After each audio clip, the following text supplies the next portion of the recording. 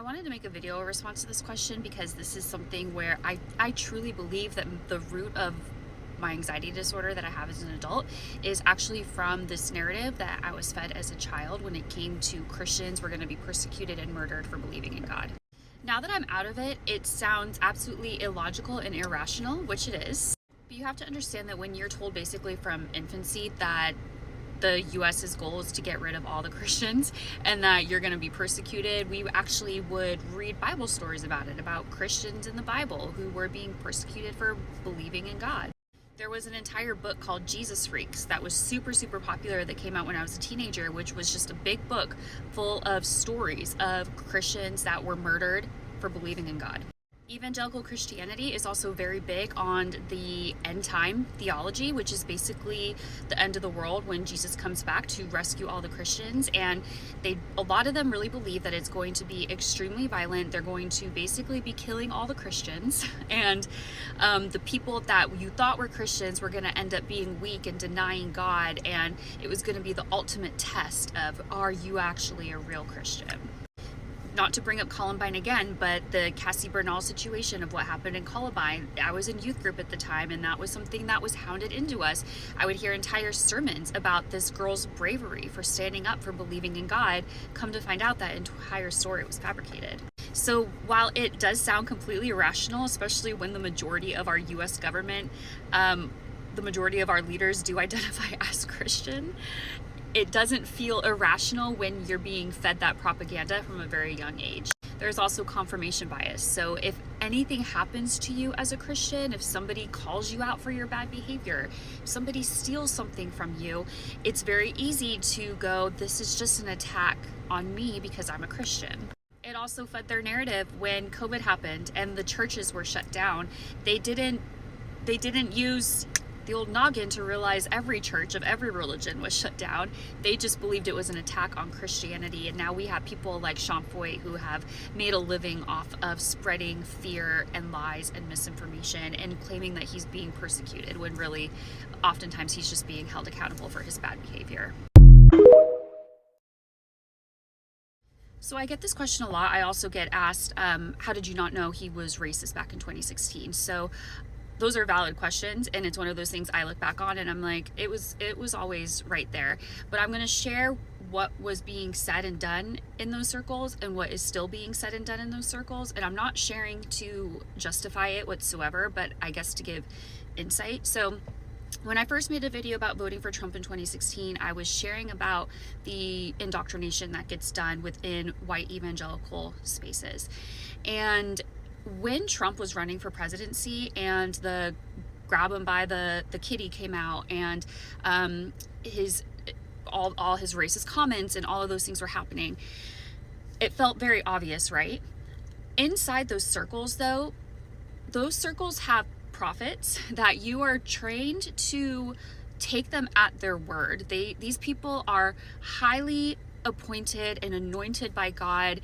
There is a world created in that system where you don't question the prophets and you don't go against what the prophets are saying because they are the literal voice of God coming to us. So the prophets were prophesying that Trump was going to be God's elected. Trump was the one that God wanted appointed. And they use a lot of spiritual bypassing to excuse his bad behavior and to also say, oh, that was in his past. He has repented. Have you never made a mistake? Have you never done this? And so I think there is that fear. There's a lot of layers to this. It's not a super simple answer. There is also that fear that I talked about in my past videos of, I don't want to be wrong and go to hell.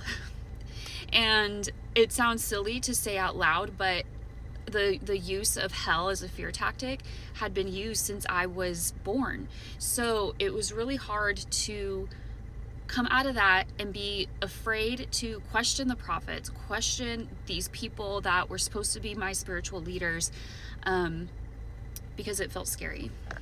Again, I'm not justifying any of that. I should have done my own research way before. And what's funny, I was talking to a friend about this, is I thought I did do my own research, but my own research was listening to other conservative voices. Last week I made a video about how I voted for Trump in 2016, and his presidency was the start of my worldview and belief system really unraveling, because it started to expose a lot of things to me that I didn't see before. Growing up in the white evangelical church, there's so much racism, but you don't see it when you're in it. And they do a really good job of covering it up.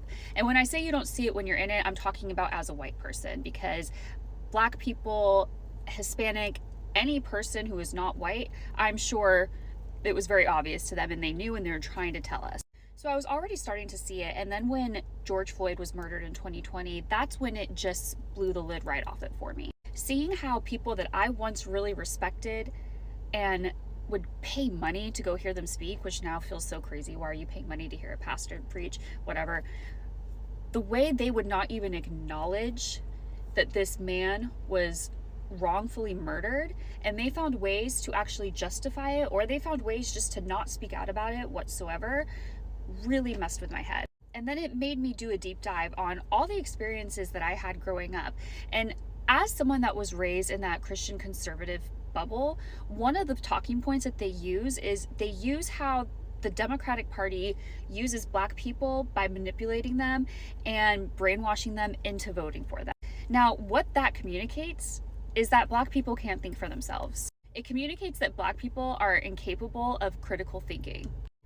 Basically, it's a way for white people to stay in power and to belittle Black people's ability to think for themselves. It's a way to keep white people from actually listening and believing Black people, and it keeps them in a place of superiority. And remember, a lot of this, it feels unconscious when you're in it. I don't think I would have ever consciously said, like, yeah, I have racist belief systems. And it's really hard to unsee it once you see it. I've had a few people ask this question of what triggered my shift in thinking when it came to the 2016 election, voting for Trump versus coming to see the light.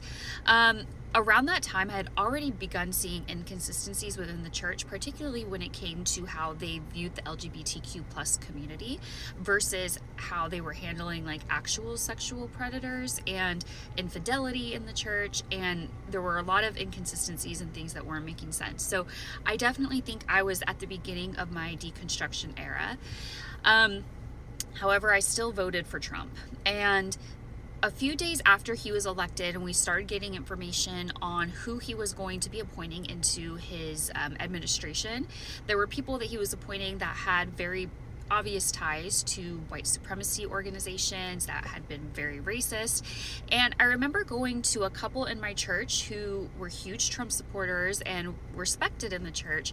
And I remember asking them about this. And I was like, he's appointing these people and they have ties to like white supremacy. Like, what do you think about that? And I remember they paused. They didn't deny the allegations. They didn't deny the fact that they had these ties, but they said, I think we just really have to trust that God has a plan and that God's going to bring the right people into Trump's life to help lead the country. And immediately something clicked, and I thought, they never gave Obama the benefit of the doubt. I never heard if they disagreed with anything Obama did, we just need to trust it. Or we need to pray for him. It was never that. If you remember, around that time, white evangelical Christians in particular, the majority of them actually really hated Obama. So we had just spent the last 8 years with very racist, Islamophobic rhetoric when it came to Obama and the presidency. And going from seeing their deep hatred for Obama to their deep idolatry for Trump is what started to kind of open my eyes and be like, well, wait, they didn't do that for Obama. They weren't praying for Obama. They weren't, trying to see the bright side for Obama. It was none of that. In fact, the narrative with Obama was that he was trying to make the United States a Muslim nation, that he was actually a terrorist, that he was a secret Muslim, despite the fact that Obama is actually a self-professed Christian. And I'll never forget that moment, because that was the moment I think I literally within myself said, I think I made a mistake. And from there, I really started dedicating myself to listening, watching. It wasn't an overnight thing. I wasn't all of a sudden, I'm going to be more liberal. It definitely took a lot of deprogramming and researching other information that wasn't biased on either side. And that's really hard to find that kind of information. that's truly just the very, very beginning. It's a long journey after that.